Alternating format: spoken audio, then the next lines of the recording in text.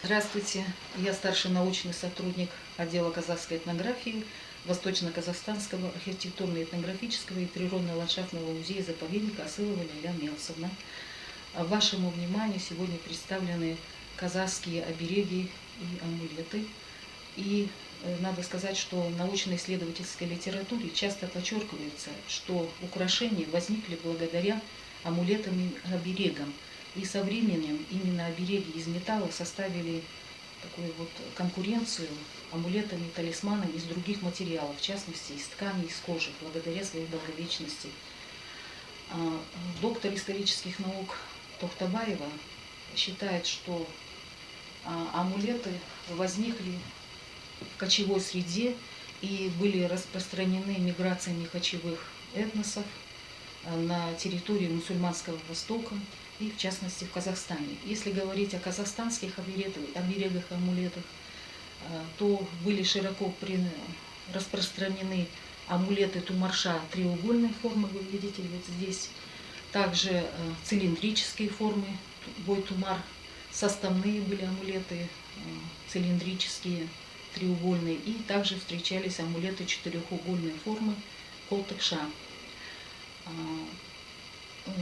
Такие вот обереги тумар носились на цепочке, на груди. Единственное, что оберег колтыкша, он вешался через плечо и закрывал, по мнению, значит, кочевников, уязвимое место, подмышку, подмышечную зону.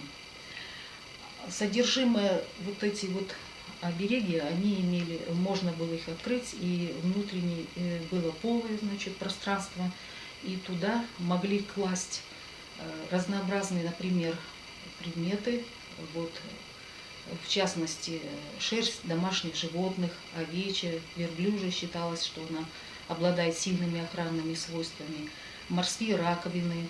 Кто отправлялся в дальний путь, могли класть туда горсть родной земли. Но, конечно же, мусульмане туда клали аяты из Корана, написанные на бумаге. Не только содержимое вот таких оберегов имело большое значение охранное, но и сама форма этих украшений также имела свое вот такое вот, имели защитные свойства. В частности, издревле известно, что треугольная форма является символом плодородия. Вот треугольник вершиной вверх означал мужское начало, по мнению исследователей, вершиной вниз женское начало.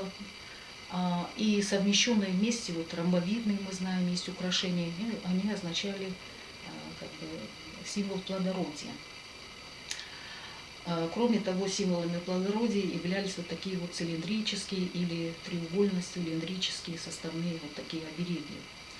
Но в казахской среде были очень интересные такие обереги, например, укы-аяк, видите. Укы-аяк переводится как когти филина.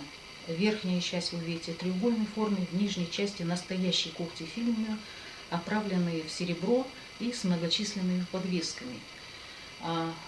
Казахи верили, что некоторые животные являются, значит, священными, например, горные козлы, бараны, некоторые птицы, соколы, беркуты, лебеди, филины, совы. На них существовал запрет охоты, убийства. Но перья, например, совы очень часто использовались, и всегда использовались как сильные защитные, значит, такие вот предметы. Мы знаем, что и головные уборы с перьями филина, и, значит, пучок перьев филина могли прикрепить в домбре акына с тем, чтобы защитить акына от сглаза. К настенному ковру тускиис могли прикрепить. И, конечно же, колыбельки новорожденного младенца. Вот такие обереги, укы-аяк, они подвешивались головным убором женщин. И раньше существовал такой обычай, когда сватали девушку, приезжали к ней в аул с подарками, с гостинцами и обязательно прикрепляли пучок перьев филина к головному убору будущей, значит, избранницы, то есть избранницы, невесты. Вот таким образом уже все люди знали, что она засватана. Здесь вы видите также оберег овальной формы из сердолика.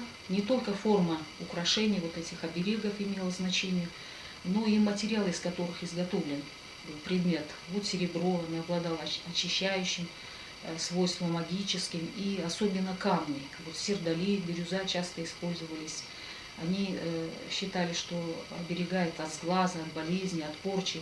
Вот такие вот украшения, обереги из сердолика были особенно распространены на мусульманском Востоке. А значит, в Казахстане часто вот такие вот обереги из сердолика овальной формы дарили молодым беременным женщинам, чтобы у них успешно прошли роды. Вот. Таким образом мы можем сказать, что обереги, они выполняли непосредственно вот такую защитную, охранительную функцию, но со временем они стали частью гардероба казахской женщины, казахской девушки, так как они также являются и украшениями одновременно. Благодарю за внимание. Оставайтесь дома.